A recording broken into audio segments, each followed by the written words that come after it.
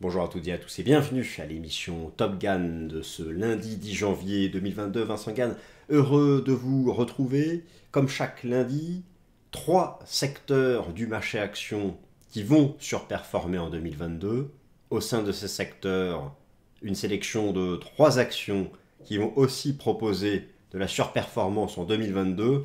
Voilà le thème que je vais aborder dans cette émission, alors que la Réserve fédérale des États-Unis voit ses anticipations de politique monétaire profondément modifiées depuis la semaine dernière, avec un marché du travail américain qui tend vers le plein emploi et, in fine, plus de 70% de probabilité de voir la Réserve fédérale des États-Unis relever ses taux dès la réunion du 16 mars prochain.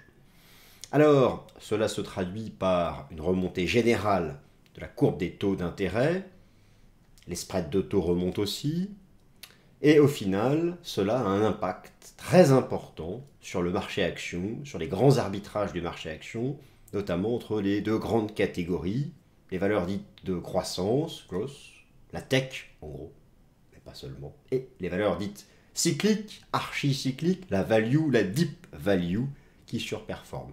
Je vais vous expliquer dans cette vidéo pourquoi la remontée des taux d'intérêt crée ces arbitrages, et enfin vous proposer mes choix favoris pour ce scénario de remontée des taux d'intérêt et de surperformance, de rattrapage des valeurs cycliques vis-à-vis des valeurs de croissance, notamment des valeurs de la tech.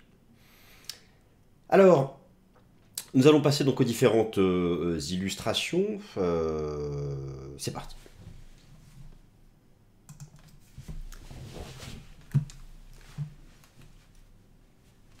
L'émission Top Gun a lieu chaque lundi et fait donc écho à l'émission Fast and Forex chaque mercredi que j'ai le plaisir de vous présenter dans les colonnes de la chaîne YouTube Swissquote Suisse. Je suis donc Vincent Gann, analyste technique senior, indépendant, et ravi donc de pouvoir vous proposer mes vues de marché en partenariat avec Swissquote Suisse.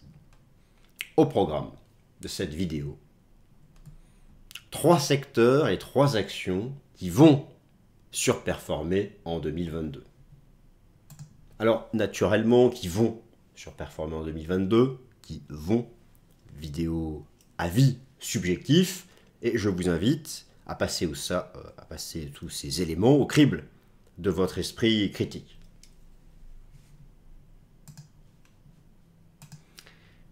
Au programme donc de la vidéo du jour, plus de 70%, presque 70% de probabilité de voir la Réserve fédérale des États-Unis relever ses taux d'intérêt dès la réunion du 16 mars prochain. Pour une raison double, mais essentiellement contre l'inflation, lutter contre un régime des prix qui n'est pas sous contrôle. À cela vient s'ajouter la publication, vendredi dernier, un taux de chômage aux États-Unis qui revient sous 4% de la population active, se rapprochant du niveau d'avant-crise. Il faut bien comprendre que pour la Réserve fédérale des États-Unis, une inflation qui n'est pas sous contrôle, plus un marché du travail qui tend vers son niveau d'avant-crise, sont 2 raisons pragmatiques de resserrer la politique monétaire conventionnelle, c'est-à-dire le cycle des taux d'intérêt. Je vous présente un outil extrêmement pertinent. Il s'agit du FedWatch Tool. Cet outil, disponible sur le site de la bourse de Chicago, CME, Chicago Mercantile Exchange, vous permet de passer d'une réunion de la Fed à l'autre. Je me suis donc connecté à la réunion du 16 mars 2022 et la probabilité est proche de 70% de voir la Fed relever son taux d'intérêt directeur actuellement dans l'intervalle 0,25 à l'intervalle 0,25-0,50, c'est-à-dire 25 points de base, 50 points de base. Et d'ailleurs, si je vais jusqu'à me diriger en temps réel sur cet outil, notez que depuis ma capture d'écran réalisée ce week-end, cette probabilité pour le 16 mars 2022, a encore augmenté à 73,4%. Pour la réunion du 26 janvier, le marché envisage une stabilité du taux d'intérêt directeur de la Fed. Voilà donc qui est le facteur fondamental dominant du moment.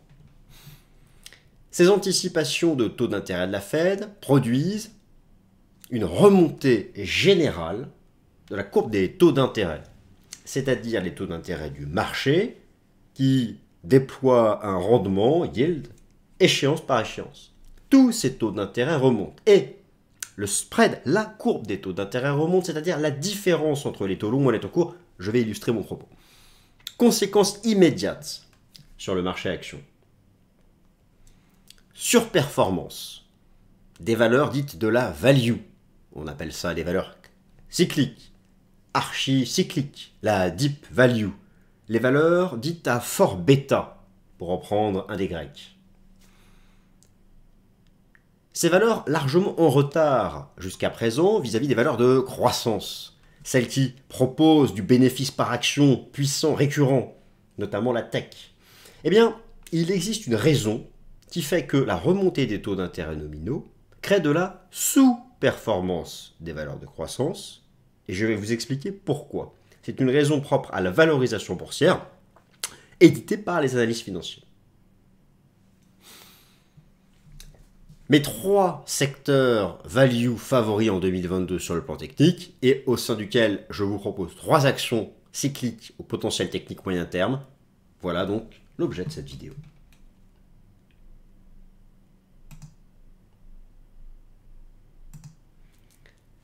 Vous l'avez compris, le facteur fondamental du moment est donc la modification des anticipations de politique monétaire de la Réserve fédérale des États-Unis. La courbe des taux d'intérêt, celle du marché cette fois-ci, l'illustre parfaitement. Vous avez sous les yeux la remontée du taux d'intérêt obligataire à 2 ans de l'État fédéral américain en janvier. J'ai isolé la période de janvier par ces 2 droites verticales. Et vous constatez que cela correspond aussi à une remontée du rendement obligataire à 10 ans de l'État fédéral américain et à une remontée du rendement obligataire à 30 ans de l'État fédéral américain. J'ai construit ici ce qu'on appelle un spread de taux, la soustraction entre le 30 ans et les 2 ans, aussi en hausse. C'est donc une remontée des taux d'intérêt nominaux du marché, plus de ce qu'on appelle la courbe des taux d'intérêt. Tout ceci agit puissamment sur les grands arbitrages au sein du marché action. Pour une raison évidente, la Fed a des objectifs macroéconomiques que j'ai récapitulés en haut à droite ici, notamment en matière d'inflation, en matière de taux de chômage. Et le taux de chômage tend vers l'objectif de la Fed à long terme. Et l'inflation, elle, n'est pas sous contrôle. Nous sommes 2,5 points de pourcentage au-dessus de l'objectif. Bref, il y a les arguments macroéconomiques classiques pour resserrer à la fois la politique monétaire non conventionnelle, ce qui a déjà commencé, le tapering, et la politique monétaire conventionnelle, à savoir le cycle des taux d'intérêt de la Réserve fédérale des États-Unis. Conséquence immédiate de cette remontée des anticipations de taux de politique monétaire non conventionnelle de la Fed et des taux d'intérêt du marché, une modification en cours du cycle relatif entre les valeurs dites cycliques ou dites de la value et les valeurs dites de croissance, les valeurs mises dans la catégorie growth. Pourquoi? Pourquoi, me direz-vous? Eh bien, pour une raison simple. Mais d'abord, avant de vous l'expliquer, vous avez sous les yeux le ratio growth value, le ratio valeur de croissance sur valeur cyclique, au numérateur valeur de croissance, au dénominateur valeur cyclique. On peut pratiquer l'analyse technique sur cette courbe de ratio avec une superbe divergence baissière, nous indiquant que la courbe a une bonne probabilité de reculer, c'est-à-dire de voir le ratio gross value reculer, c'est-à-dire de voir le numérateur sous-performer et le dénominateur, non, au contraire, le numérateur sous-performer, oui c'est ça, et le dénominateur surperformer, la value, les valeurs de croissance. Alors pourquoi, me direz-vous? En bourse, tout n'est question que de méthodes de valorisation produites par l'homme. Et il y a une méthode qui dépasse les autres, qui est celle de la valeur actuelle. On prend ce que l'on anticipe et on le ramène à une valeur présente. Les valeurs de croissance produisent des bénéfices futurs que l'on anticipe et qu'on ramène à une valeur actuelle pour donner un objectif de cours. Pour calculer ces valeurs futures à une valeur actuelle, on crée un quotient dont le dénominateur est le taux d'intérêt. Donc mécaniquement, si le taux d'intérêt augmente, le dénominateur augmente, la valeur actuelle diminue. Ce sont des mathématiques. Mais la valorisation boursière, ce sont des méthodes mathématiques créées par l'homme. Il n'y a rien de naturel. Ce sont des choix d'arbitrage créés par le métier de la gestion d'actifs. C'est ça la raison principale de ce scénario pour 2022 qui voit donc un rattrapage des valeurs de croissance, des valeurs cycliques, vis-à-vis des valeurs de croissance. Et c'est le scénario que j'ai. Et maintenant, ce que je cherche à déterminer, c'est parmi ces valeurs de, je vais retirer la petite caméra qu'on voit bien tout correctement, parmi ces valeurs cycliques, quelles sont celles qui, selon le message de l'analyse technique, un point de vue sectoriel sur le marché actions et ensuite au sein des secteurs, sélectionner les bonnes actions qui présentent un potentiel technique intéressant pour 2022. Je vous rappelle la base de départ pour déterminer mes 3 secteurs favoris en 2022 sur le marché actions. Je les ai affichés en titre. Le secteur bancaire, les compagnies aériennes, qui est un sous-secteur en fait, et le secteur voyage-tourisme. En fait, il y a 2 secteurs, le secteur bancaire, le secteur voyage-tourisme, et un sous-secteur, celui des compagnies aériennes. La base de départ, c'est ce que je vous ai proposé lundi dernier, et je vous invite à reprendre cette vidéo si cela vous intéresse. La performance en 2021 et en 2020. Les banques étaient déjà leaders, mais après avoir été massacrées en 2020, mon scénario est qu'elles soient encore bien positionnées en 2022. Les compagnies aériennes massacrées, et qui sont toujours massacrées. Aucune des compagnies aériennes fait des bénéfices. Mon scénario est que cette année verra la transition vers un retour à une économie hors crise sanitaire. Le dernier des secteurs qui en profitera, ce sont les compagnies aériennes, et elles sont encore tout en bas. Voyage-tourisme aussi, mais voyage-tourisme n'est pas que l'avion. Voyage-tourisme, c'est par exemple l'hôtellerie. J'ai sélectionné pour vous une action du secteur de l'hôtellerie qui propose une dynamique que je juge intéressante. En fait, pour sélectionner ces valeurs favorites, au sein de ces secteurs favoris, j'ai utilisé l'analyse technique, j'ai fait un panorama complet, et j'ai voulu à la fois sélectionner les secteurs et les actions qui sont en rattrapage, c'est-à-dire en rebond technique, et parfois déjà en tendance. Car une tendance se relance plusieurs fois, mais ne se retourne qu'une fois. Et il faut toujours privilégier la tendance.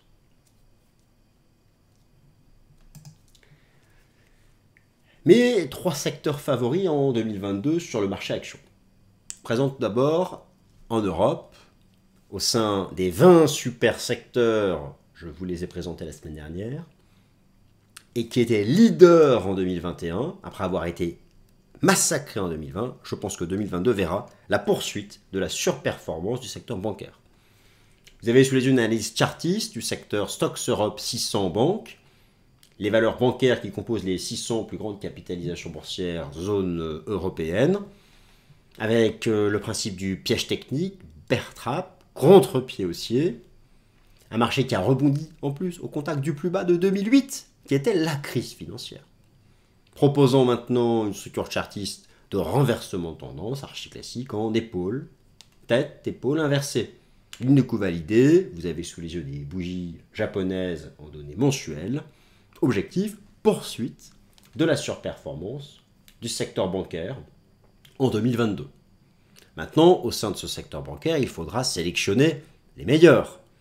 J'ai réalisé un screening et je vais vous proposer tout à l'heure une action du secteur bancaire de la France qui, selon moi, a un potentiel de surperformance sur le secteur bancaire, qui lui-même a un potentiel de surperformance sur les indices boursiers en général.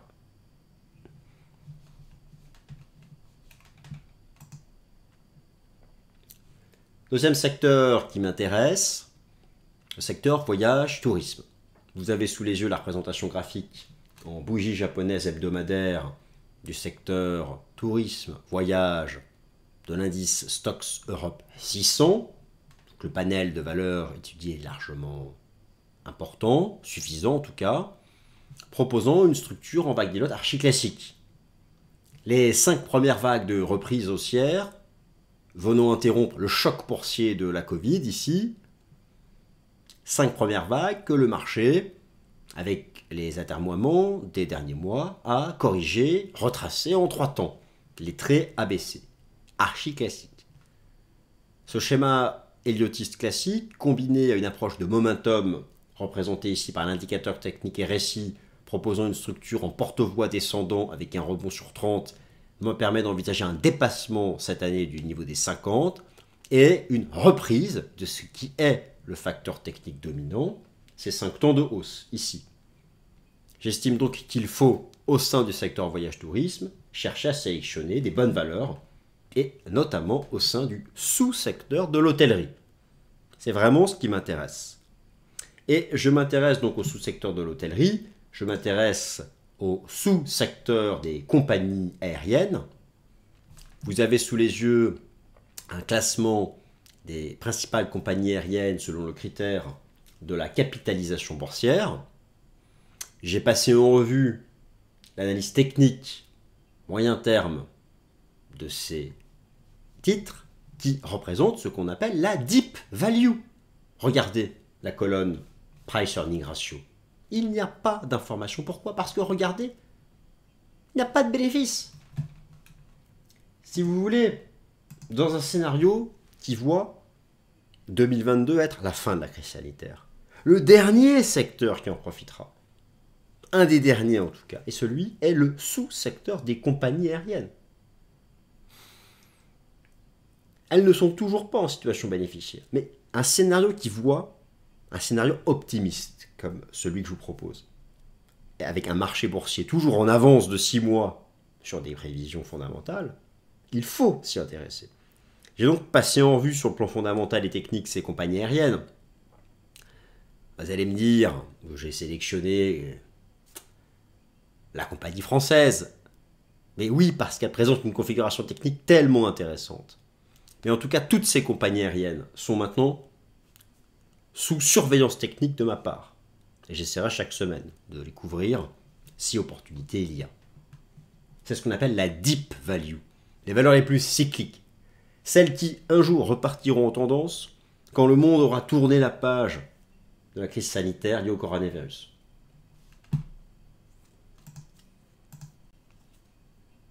Au sein de ces secteurs, voyage tourisme, bancaire et sous-secteur des compagnies aériennes, voici 3 actions cycliques qui, selon moi, sont à fort potentiel technique en 2022.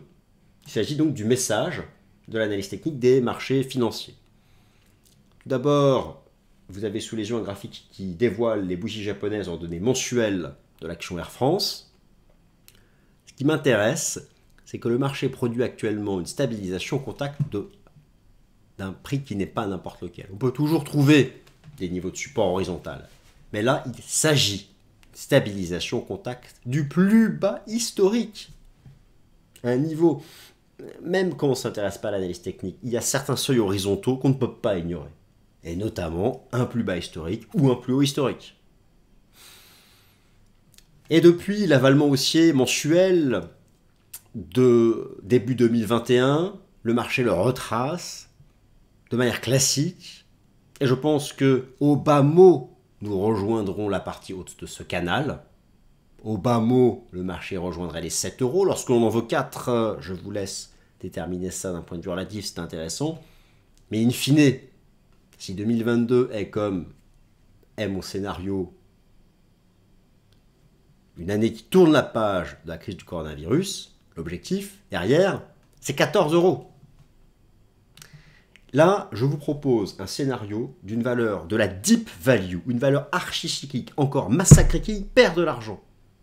Mais, pour le coup, si vous êtes à l'écart des valeurs qui sont sur des nouveaux records historiques parce que vous les jugez trop chers, voilà l'opposé. Et il y a des bonnes raisons, techniques et fondamentales, de commencer à s'y intéresser, ne serait-ce que par la gestion du risque. Gérer son risque, c'est sous le record historique, sous le plus bas historique, pour viser un ratio rendement-risque de 3 pour 1. C'est ça aussi. L'analyse technique, ce n'est que ça d'ailleurs. Rapporter une espérance de probabilité à un risque de perte et une probabilité de réalisation. Point barre. Ce n'est pas une science exacte.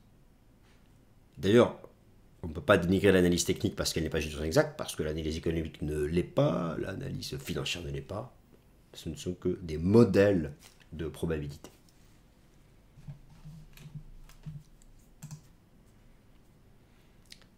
Autre caractéristique. Le secteur voyage tourisme m'intéresse, notamment sa sous-composante hôtellerie. Cette fois-ci, je vous propose au contraire une action qui est cotée au Nasdaq, une action états-unienne. Le groupe Marriott International. C'est l'opposé. La tendance haussière s'est déjà relancée. Vous savez, en analyse technique, on privilégie la tendance. Une tendance se relance plusieurs fois, mais ne se retourne qu'une fois. Il faut privilégier les titres en tendance. Vous avez ici le cours en cours de clôture mensuel du groupe hôtelier Marriott International. Le choc boursier de la Covid est ici. Regardez à quelle vitesse la baisse a été effacée. Signal technique de relance haussière, dépassement de l'ancien record historique qui était le niveau d'avant-crise du choc boursier du Covid. Relance, c'est fort, il n'y a pas de divergence, il y a du potentiel.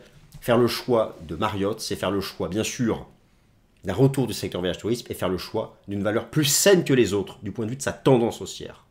Il y a deux options. Soit chercher des valeurs massacrées encore tout en bas, soit privilégier au sein des secteurs encore massacrés des valeurs déjà fortes, déjà en tendance. Et ça, c'est l'option numéro 2 en prenant le choix de Marriott International.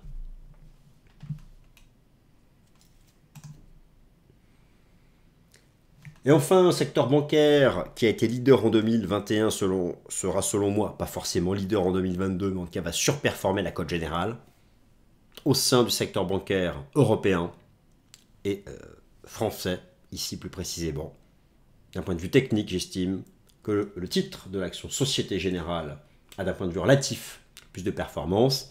Tout a démarré avec le piège technique baissier, le bear trap, le traditionnel contre-pied haussier, la superbe divergence haussière mensuelle entre le prix et le récit, des cassures de résistance, le trading range classique, objectif 50 € lorsqu'on en vaut 33, avec une gestion du risque en mensuel positionnée sous le dernier creux mensuel, avec un ratio rendement risque de 2,5 pour 1, voilà qui me semble tout à fait intéressant.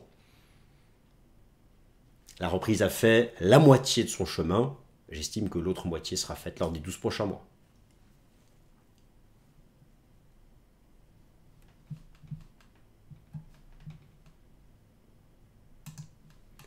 Ainsi s'achève l'émission Top Gun de ce lundi 10 janvier 2022. J'espère qu'elle vous a plu. Je vous remercie de m'avoir écouté et je vous retrouve avec grand plaisir pour l'émission Fast & Forex, mercredi 12 janvier. Merci à tous.